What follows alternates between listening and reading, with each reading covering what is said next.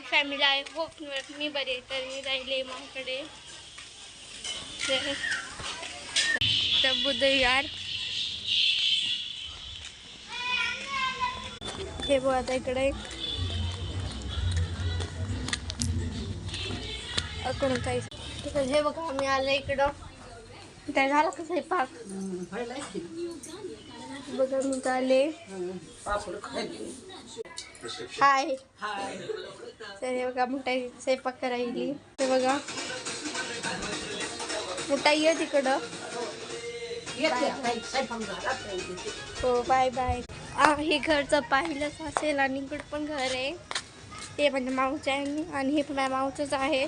बघा माऊ बसली तर स्वयंपाक करायला इथं पण. तर हे बघा तर मी तुम्हाला पुढच्या ब्लॉगमध्ये